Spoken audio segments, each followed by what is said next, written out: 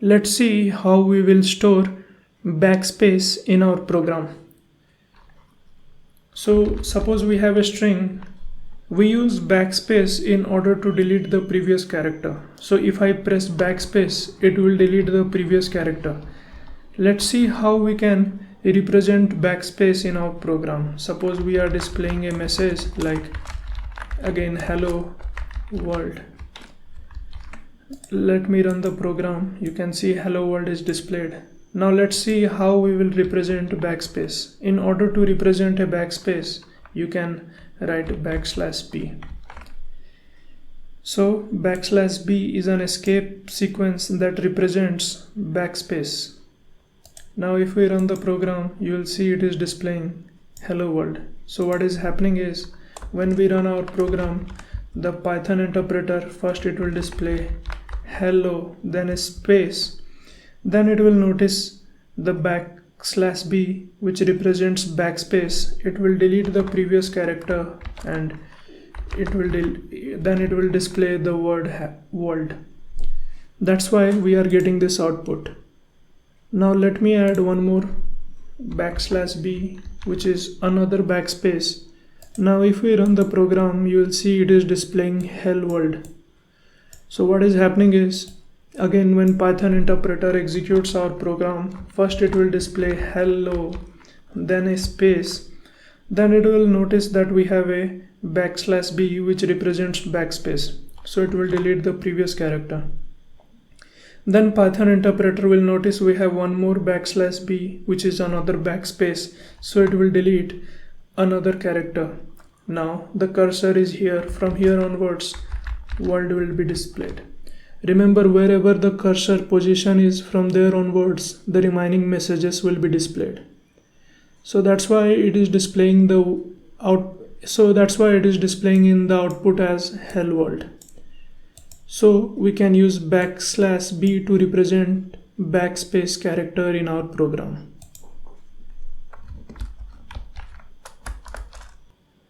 Let's see how we can represent another special character, that is carry as return, in our program.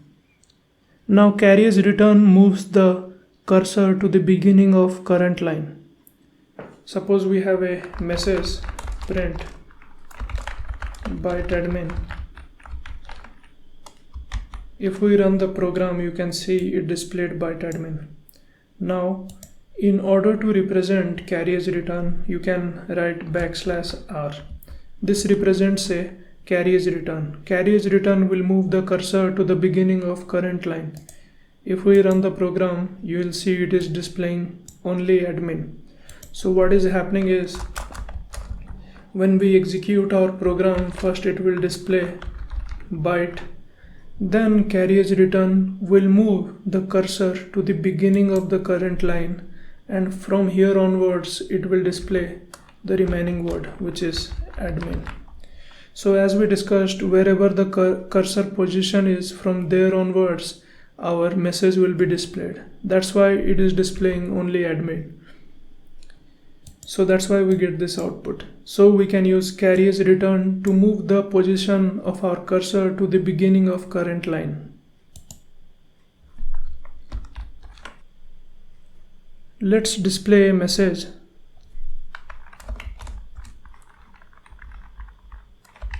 Welcome to ByteAdmin.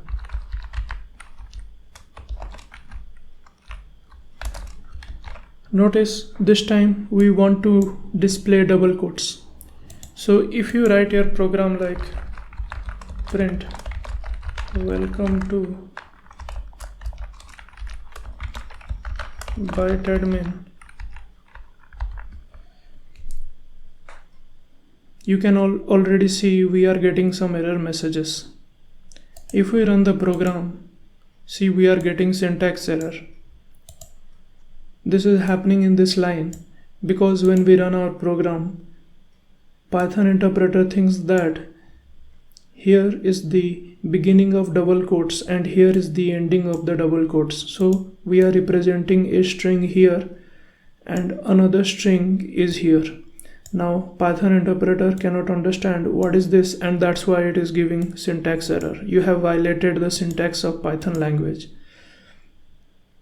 So if we want to display double quotes in a string, what we can also do is we can use single quotes. As we have already learned, we can use both single quote as well as double quotes to enclose our string. Now if we run, we will get the desired output. But suppose if we have used double quotes in order to enclose our string, in this case we can't simply represent double quotes like this. We have to escape the double quotes. That's why I will use an escape sequence, that is backslash double quotes. This will represent our double quote. Now if we run, you can notice we are getting the desired output. So if we want to represent double quotes inside another double quotes, we have to use an escape character. Now suppose instead of double quotes, if you wanted to display single quotes, what you can do is you can simply write like this. So this time we have written single quotes inside of double quotes. Python interpreter is smart enough that it will identify that this is the beginning of our string and this is the end of our string, and this is just the message that we want to display. If we run, we will get our desired output.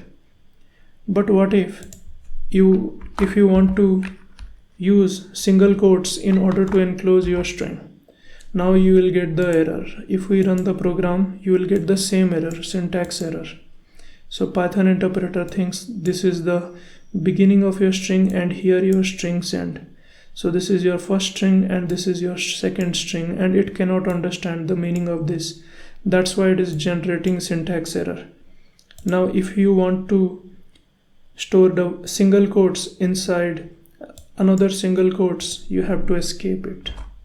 So we will write backslash single quote. This represents a single quote. If we run, we will get the desired output. So inside double quotes, you can use single quotes without escaping, and similarly inside single quotes you can use double quotes without any use of escape sequences. But if you want to represent single quotes inside of single quotes, you have to use escape sequences. Similarly, if you want to represent double quotes inside another double quotes, you have to use escape sequences. Suppose a scenario where we have to display this message, hello Amit, how's your dad? Suppose if we want to display this message, what we can do is we can write print hello. Now I have to escape the first double quotes, so I will use backslash double quote. Now I have to escape the second double quotes, then how's your dad? So inside of double quotes, if I want to use another double quotes, I have to escape it.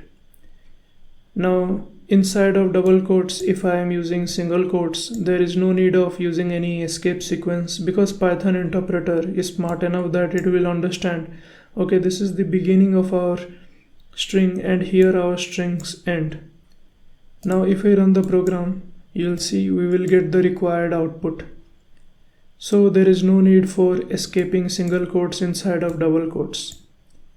But if we want, we can also escape it. It is completely fine. If we run, we will get the same output. You know that we are using backslash to represent our escape sequences. Let's see how will we store backslash in our program.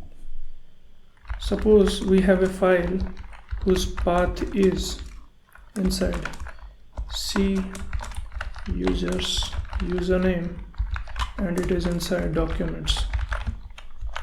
Let me display the path of the file. If we run the program, you will see it is giving Unicode error. Now we use Unicode to represent characters.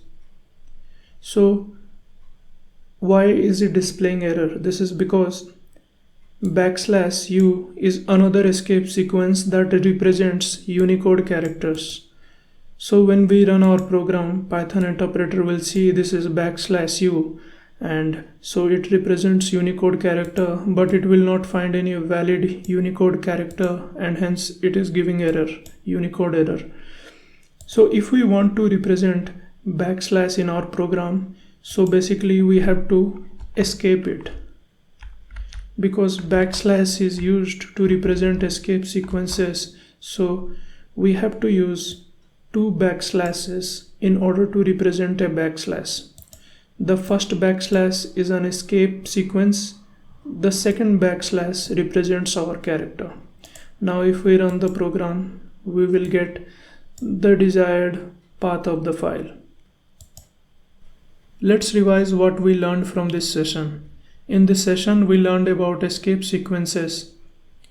We learned that there are special characters that cannot be represented directly. In order to represent these special characters, we use escape sequences. Escape sequences always begin with a \, and we also looked the various escape sequences that are present in Python.